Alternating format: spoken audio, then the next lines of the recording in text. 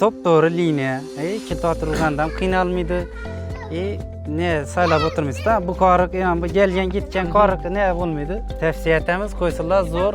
24 soat Ha, ana 24 soat. Masalan, bizning Va mijozlarimiz bugun kech oldi, ne oldi degan gap yo'q. Assalomu alaykum barchaga. Hozir biz Xorazm viloyati Hazoras tumaniga kelganmiz. Ortiq akani xonadonlariga aynan bugun Ortiq akani traktorlariga avtopilot o'rnatib berdik. Ortiq aka, nima uchun avtopilot o'rnatdingiz? Avtopilot o'rnatganimiz sababi unumdorlik yaxshi bo'ladi.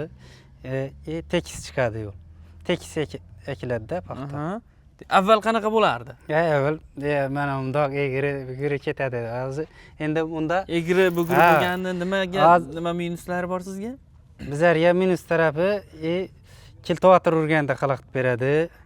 Hozir to'g'ri liniya bo'lsa yaxshi-da, unumdorlik yaxshi bo'ladi, hosildorlik yaxshi bo'ladi. Qoritmaydi, odamning ko'zi og'rimaydi. Bemalol haydaydi. Ha, bemalol. Taxminan umumiy ko'chatlar necha foiz chopiladi kultivatsiyada? Kultivatsiyada endi haydash ham qaraydi-da u. Yaxshi haydasa chopmaydi. Nima bo'lsa, baribir bunda eksak yaxshi-da, tekis chiqadi. Kultivator ham o'zi tekis yuradi. Shu afzallik tomoni. Hozirgi kunda necha gektar joyingiz bor umumiy? 85 gektar. 85 gektar, ha? Qanchasiga paxta ekasiz? 50 gektar. 50? Yaxshi. 50 gektar. Necha sentnerdan olasiz? Paxtami? Paxta 55-60 sentner.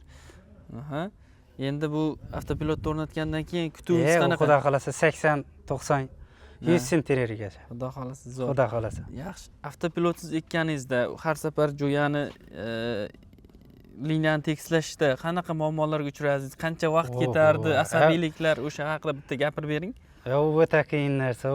Buni to'g'rilash uchun o'zi unga asosiy bitta odam o'tiradi endi. Yaxshi haydovchi qo'yib. Endi bunga liboy bir bitta odam. Kim haydardi? O'zingizmi yo haydovchi? Yo'q, o'zim emas. Boradi traktorchi. Haydovchiga qancha oylik to'lardingiz masalan bir oyda? Endi oylik 3 million, 4 million oylik. Zo'r. O'sha endi o'zingizga yoningizga qoladi. Endi o'zimiz endi bunda maqsad-da, xorish yo'q gap qisqa. Odam charchatmaydi.